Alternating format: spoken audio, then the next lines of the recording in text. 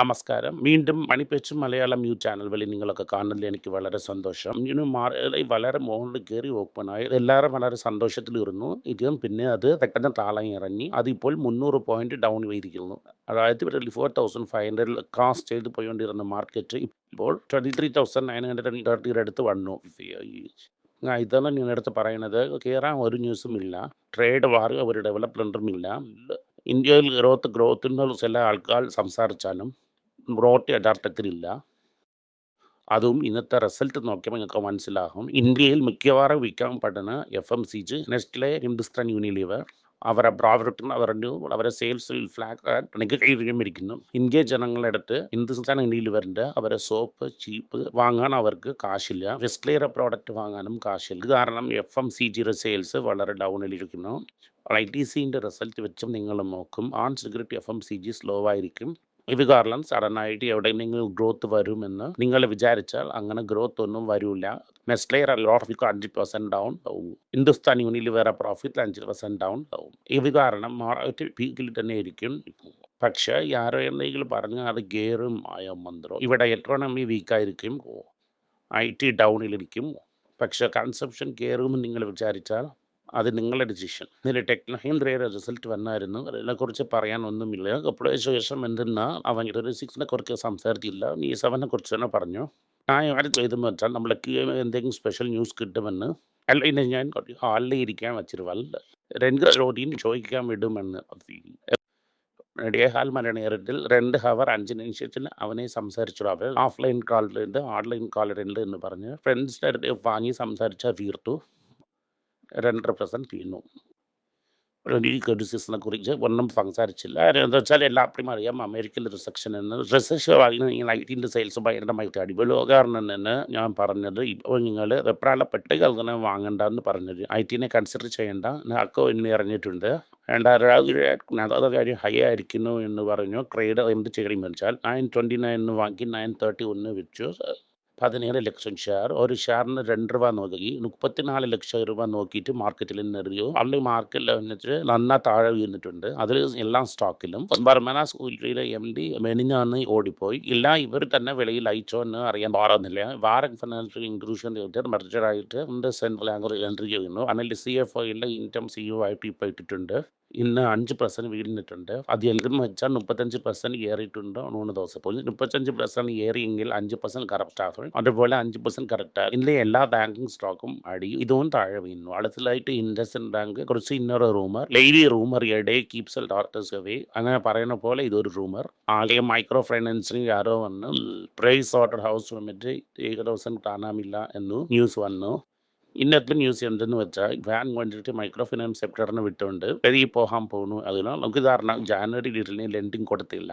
ഈ മാസം നോക്കിയാൽ മൈക്രോ ഫിനാൻസിൽ ക്വാർട്ടറിൽ ലെൻഡിങ് ഇരിക്കാറില്ല. അങ്ങനെ ഒരു ന്യൂസിനെ അവർ പരപ്പി വിട്ടു.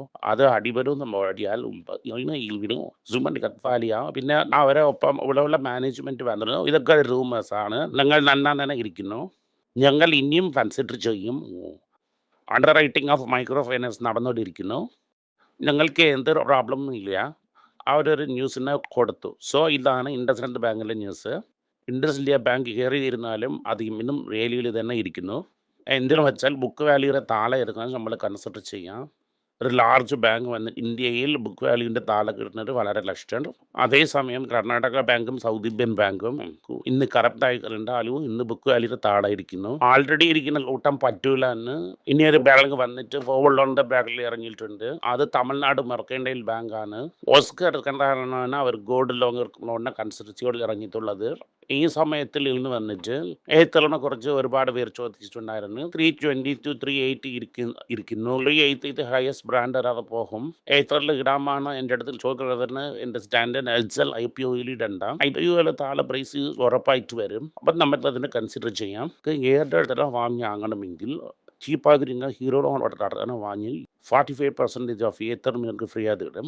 40% വീണ്ടും കറക്റ്റായിട്ട് എടുക്കുന്നു. എന്തെന്ന് വെച്ചാൽ അയാൾ ഒരു ഷെയർ പോലും വിൽക്കാൻ പോകുന്നതില്ല. അത് കാരണം അയാൾ വാങ്ങിയ മാർക്കറ്റിൽ ആ ഷെയറിന് വാങ്ങിയെങ്കിൽ അത് ഹീറോ മോട്ടറിൻ്റെ സബ്സിഡി ആകാൻ വേണ്ടിയ ചാൻസ് വളരെ ഇരിക്കുന്നു. എന്നാൽ ഇയാൾക്കൊക്കെ ഏത്തറിലെ മേലെ ഇഷ്ടക്കാടുണ്ടോ അവർ ഏതെല്ലാം അപ്ലൈ ചെയ്ത് ഇല്ല ഹീറോ മോട്ടോർ വാങ്ങിയൊന്നും നിങ്ങൾക്ക് വളരെ ബെറ്റർ വാല്യൂ കിട്ടും. ഇതുപോലെ വാങ്ങുന്നതാണ് ലൈക്ക് ബെറ്റർ എന്നാണ് എൻ്റെ ഒപ്പീനിയൻ. ഇത് ഞാൻ പറയാൻ കാരണം നിങ്ങൾ എന്ത് ചെയ്യണമെന്ന് എൻ്റെ അടുത്ത് ഒരു ലക്ഷപ്പെടാണ് ഇത് പറഞ്ഞത്. ഞാൻ ഒത്തിരി വെളിയിൽ വരാൻ സമയത്തിൽ വേറെ എൻ്റെ അടുത്ത് ചോദിച്ചായിരുന്നു സ്വർണം വാങ്ങാമോ? ഇതിൻ്റെ മുകളിൽ ഇങ്ങനെ ക്ലിയറായി എന്ത് പറയാനുണ്ട്? സ്വർണം വാങ്ങാം എന്ന്. എന്തെന്ന് വെച്ചാൽ ഫിനാൻഷ്യൽ ടൈംസിൽ എന്ത് പറഞ്ഞിരിക്കുന്നതെന്ന് വെച്ചാൽ അറ്റ്ലീസ്റ്റ് ഇനിയും ഒരു 5% എങ്കിലും ഡോളർ കറക്റ്റ് ആകുമെന്ന്. ഡോളർ കറക്റ്റ് ആയെങ്കിൽ ഗോൾഡ് വാല്യൂ കയറും. ഇത് കാരണം നമ്മൾ ഇതിന് വാങ്ങിയുള്ളതിൽ ഒരു തെറ്റുമില്ല. സ്വർണം നിങ്ങൾ വാങ്ങിക്കൊണ്ടേയിരിക്കാം. ഈ ഗോൾഡിനെ കുറിച്ച് സംസാരിക്കുന്ന സമയത്തിൽ നമുക്ക് റനീഷ്കിനെ കുറിച്ച് സംസാരിക്കാതെ ഇരിക്കാൻ പറ്റില്ല. അജയ് ചൗള എന്ന് റനീഷ്കിനെ കേട്ട് അയാൾ പറയണമെന്ന് വെച്ചാൽ 22 അറബിക് ജ്വല്ലറിന് ഒരുപാട് പേർക്ക് അഫോർഡ് ചെയ്യാൻ പറ്റത്തില്ല. എൻ്റെ മച്ചാൻ ഞങ്ങൾ 300 രൂപ എക്സ്ട്രാ ഇട്ട് വിൽക്കും. മറ്റാൾക്കാർ 9,500 പ്ലസ് ടാക്സസ് എങ്കിലും ഞങ്ങൾ 9,300 പ്ലസ് ടാക്സസ് എന്ന് പറയുന്നു.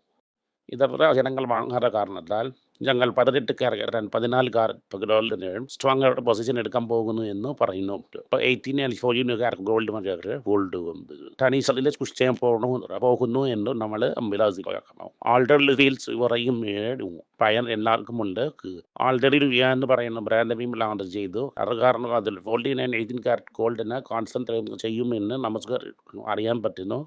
പഴയതിൽ വന്നിട്ട് ആൾമോസ്റ്റ് 0.2 കിലോയും തടുക്കിയിരിക്കുന്നു. തങ്കമയിൽ ജ്വല്ലറി 4% കറക്റ്റായിട്ടുണ്ട്. വരണം 18 and 14 ക്യാരക്ടറിലില്ല. ഫാഷൻ കോൺഷ്യസ് പീപ്പിളിന് ഈ 18 and 14 ക്യാരക്ടർ ഗോൾഡ് ട്രഡീഷണൽ അൺമഞ്ഞ് ഈ പ്രൈസിന് ഈസി അവർ വലിയ വരുന്നത്. ഇത് നമുക്കിപ്പോൾ വ്യക്തമായിട്ട് അറിയാൻ പറ്റില്ല. ഇരുന്നാലും ടൈറ്റൻ ഇന്ന് വൈറസ് സൂചിയാണ്. ഈ വൈറസ് സൂചിനെ നിങ്ങൾ കൺസിഡർ ചെയ്യേണ്ട. ക്രാട്ടയുടെ കൺസ്യൂമർ അതായി നോക്കി അയാൾ ഓഫർ കാണിച്ചാലും പെട്ടെന്ന് മാർക്കറ്റ് ഇതിനെ ലോ ആക്കി ചുരിച്ചു.